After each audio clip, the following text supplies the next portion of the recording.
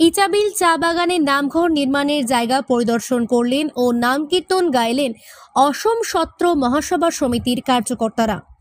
ইচাবিল চা বাগানের অধীনে থাকা 2 বিঘার ও অধিক ক্ষেতের জমি অসম সরকারের দ্বারা মহাপুরুষ শ্রীমন্ত শঙ্কর দেবের নামঘর নির্মাণের জন্য উৎসর্গ করা জায়গায় সন্ধ্যায় নাম কীর্তন অনুষ্ঠিত হয়।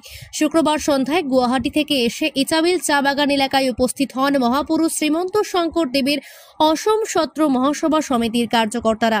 ইচাবিল চা বাগানে অসম সরকার কর্তৃক দান করা ভূমিতে মহাপুরুষ শ্রীমন্ত শঙ্কর দেবকে উৎসর্গ করে একটি নাম কীর্তনের আয়োজন করা হয়। এই স্থানে শুদ্ধ বস্ত্র পরিধান করে অসম সত্র মহাসভার ভক্তরা গামছা উৎসর্গ ও প্রদীপ প্রজ্বলন করে হাতে করতাল নিয়ে নাম কীর্তনে বসেন। অত্যন্ত ভক্তির সহিত নাম কীর্তন চলে প্রায় ঘণ্টা খানেক।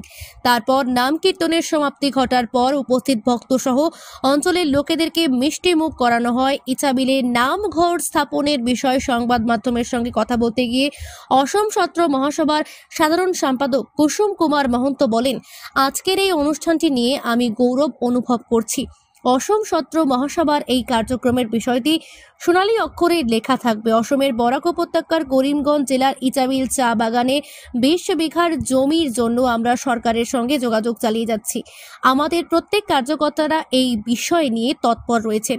এই ভূমিতে একটি কলাক্ষেত্র নির্মাণের পরিকল্পনা চলছে। তিনি বলেন, কলাক্ষেত্রটি নির্মাণ হওয়ার পর সত্র অঞ্চলের সর্বস্তরের লোক এখানে আসতে পারবেন, দেখতে পারবেন এবং ব্যবহার করতে পারবেন। ছাত্রছাত্রীদের পড়াশোনার জন্য সহায় হবে এই নামঘরটি। এ ধরনের ব্যবস্থা করা হবে বলে জানিয়েছেন তিনি। এই জায়গায় আমরা 20 বিঘা জমি পাবো বলে আশাবাদী। তারপর আমরা এখানে নামঘর ও কলাক্ষেত্র নির্মাণের কাজ শুরু করব এবং এই অঞ্চলের স্থানীয় জনগণকে নিয়ে একটি নির্মাণ কমিটিও গঠন করা হবে। এই কার্যক্রম অনুষ্ঠিত হওয়ার পর একটি সুন্দর পরিবেশ পরিলক্ষিত হবে বলে আমি আশাবাদী বলে জানান তিনি। তিনি বলেন, গুরুজনের পূর্বে হওয়া নীতিগুলো এখানে প্রচার হবে। গুরুজনের অপূর্ব সৃষ্টি, সঙ্গীত, বাদ্য, নৃত্য ইত্যাদি বিষয়ে ছেলেমেয়েরা শিক্ষা গ্রহণ করবে, যার ফলে যুব সমাজ অসামাজিক কাজ থেকে বিরত থাকবে। তিনি আরও বলেন, স্থানীয় বিধায়ক কৃষ্ণেন্দু পালের প্রচেষ্টার ফলে এই নির্মাণ কাজটি বাস্তব রূপ ধারণ হতে চলেছে। বিধায়কের এই রকম মনোভাবকে সাধুবাদ জানিয়ে ধন্যবাদ জ্ঞাপন করেন সাধারণ সম্পাদক কুসুম কুমার মহন্ত। অনিমেষ দেব ও রঞ্জিত কৈরি রিপোর্ট, নিউজ অবিকল। আজি আমি গৌৰৱ অনুভৱ কৰিছোঁ, বিশেষকৈ অসম সত্ৰ মহাসভাৰ বুৰঞ্জীত সোণালী আখৰে লিখা থাকিব, বৰাক ভেলী কৰিমগঞ্জৰ ইচাবিল টি গাৰ্ডেনৰ ভূমি আমি ইয়াতে 10 বিঘাৰ কাৰণে আমি চৰকাৰৰ লগত যোগাযোগ কৰি আছোঁ। 20 বিঘাৰ কাৰণে চৰকাৰৰ লগত যোগাযোগ কৰি আছে আমাৰ চক্ৰধৰ দাস প্ৰমুখে, আমাৰ যিসকল ইয়াতে ব্যক্তি আছে তেখেতসকলে সকলোৱে লাগি আছে। আমি 20 বিঘা ভূমি লৈ ইয়াত এখন কলাক্ষেত্ৰৰ চিন্তা কৰিছোঁ, যিখন কলাক্ষেত্ৰ সকলো শ্ৰেণীৰ লোকে ইয়াত আহিব পাৰিব, সকলো শ্ৰেণীৰ লোকে ইয়াক ব্যৱহাৰ কৰিব পাৰিব, চাব পাৰিব। ছাত্ৰ ছাত্ৰীয়ে তেওঁলোকৰ অধ্যয়নত সহায় হ'ব, গৱেষক পণ্ডিতসকলৰ অধ্যয়নত সহায় হ'ব, তেনেকুৱা এটা ব্যৱস্থা কৰিম বুলি ভাবিছোঁ। আৰু ইচ্ছাবিলৰ ইচ্ছাত আমি ইয়াতে 20 বিঘা ভূমি পাম বুলি আমি আশাবাদী, আৰু চৰকাৰৰ পৰা এইখিনি পাৰ্মিশ্যন আমি পাম বুলি আশাবাদী। আৰু ইয়াৰ পিছতে আমি ইয়াৰ প্ৰকল্পৰ কাম আৰম্ভ কৰিম। ইয়াতে নতুনকৈ ইয়াৰে স্থানীয় লোকক লৈ পেলাই, স্থানীয় বাসিন্দাসকলক লৈ এখন নিৰ্মাণ কমিটি আমি গঠন কৰি দিম।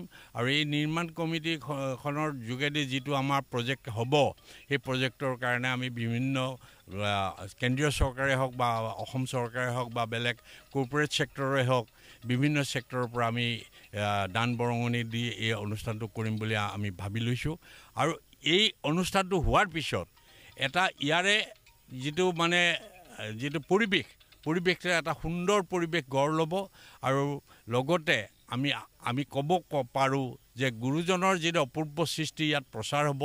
আৰু লগতে গুৰুজনৰ অপূৰ্ব সৃষ্টি, বিশেষকৈ সংগীত, গীত, বাদ্য, নৃত্য ইয়াত যেতিয়া ল'ৰা ছোৱালীয়ে শিকিব বা অধ্যয়ন কৰিব, বা মুখা শিল্পৰ ওপৰত তেওঁলোকে শিক্ষা ল'ব তেতিয়া সেই ল'ৰা ছোৱালীয়ে এটা গঢ় ল'ব আৰু কোনো দিন বেয়া কাম কৰিব নোৱাৰে গুৰুজনৰ এইটো আশীৰ্বাদ আছে গুৰুজনৰ যিটো অপূৰ্ব সৃষ্টি কোনোবাই গ্ৰহণ কৰে সি কেতিয়াও পৃথিৱীত বেয়া কাম কৰিব নোৱাৰে আৰু সি প্ৰকাশ হ'বই এইটো লৈ পেলাই আমি ইয়াতে হেৰি হৈছোঁ আৰু আমাৰ অলপ আগতে নাম প্ৰসংগ হৈ গ'ল আৰু আমাৰ স্থানীয় MLA ডাঙৰীয়াই যথেষ্ট সহায় কৰিছে ইয়াৰে আমাৰ এইটো পাথাৰকান্দি নহয় পাথাৰকান্দিয়ে MLA ডাঙৰীয়াই আমাক যথেষ্ট সহায় কৰিছে এই ক্ষেত্ৰত আৰু ভাবিছোঁ ভৱিষ্যতেও তেখেতে সকলো ক্ষেত্ৰতে আমাক সহায় কৰিব আমাৰ এজন মানে তেওঁৰ নেতৃত্বতে আমি এইটো গঢ় তুলিম বুলি পেলাই আমি আশাবাদী ধন্যবাদ